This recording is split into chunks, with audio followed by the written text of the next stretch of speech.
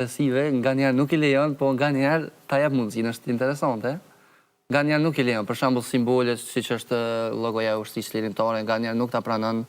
Për shembull se dikush mundet me përdor sa çfarë simboli, ama nga njerë e lejon, është varet në çfarë lloj forme ti ja kërkon me përdor. Cilat kanë qenë pikat kyçe që i ke fut në sistem?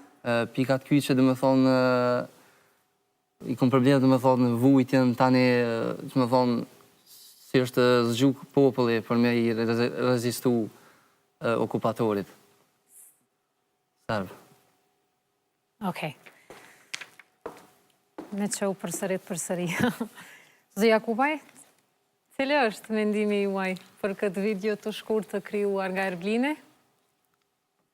Kjo është fantastike. Paramendoj me pas dëgjuar me zë.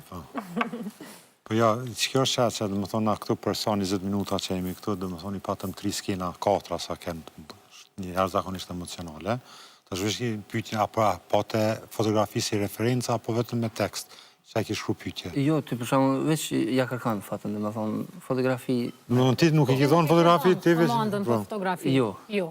Që dhe më thonë, vetëm me tekst, Erblini që ka shkru, që sa, ta shprame në këto, po ti kishim për shamull, se kjo mundet me qenë edhe një farloj filmi i vizatum ose animated film.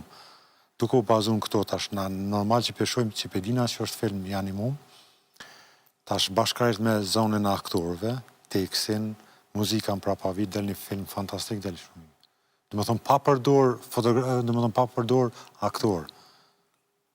E morëm një mendim nga profesori i kinematografisë, po e ma një mendim për jush se i profesori i teknologjisë. Pëlqeu, komentjet, vlerësimi? Natyrisht, unë e shikoha bile me shumë dëshirë dhe thuj se ndjeva, edhe pse nuk e pat audion përshime kjo video. Çka mboni përshtypje është edhe gjatë komentimit, animatori tregoi që në raste të caktuara nuk i japë përgjigje ChatGPT-ja në ofrimin e materiale të ndryshme, më duk thasë ato rastet në cilat mund të jenë pak më agresive, ashtu. E kjo është rasti në aspektin e implementimit të filtrave të ndryshëm për brenda ChatGPT-s ose edhe platformat e tjera të cilat që kanë implementuar në të cilat mundemi zbatu, e me cilat pastaj ChatGPT e identifikon formën e pyetjes ndaj përdorimit të këtyre platformave.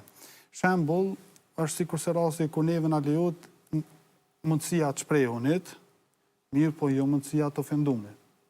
Duke qenë kështu, atëherë i bie se ChatGPT-ja ose edhe platformat e tjera, mos flasim vetëm për këtë teknologji, ndoshta edhe pse është më e populluara ka platformat e tjera, sidomos tani po dalin disa platforma të cilat po dalin fillimisht me papagesë ose frikë ashtu e quajt. Kjo normalisht bëhet për qëllime që me mujt me ofru sa ma shumë informata këtyre platformave kështu me radhë, mirë po, prap edhe rasti konkret, e shikon formën e pyetjes, formatin e pyetjes, edhe pastaj e shikon relevancën nëse çajo produkti gjenerum, sepse edhe pse neve nuk e shohim background, prapa vi, çajo platformë veç e gjeneron atë material të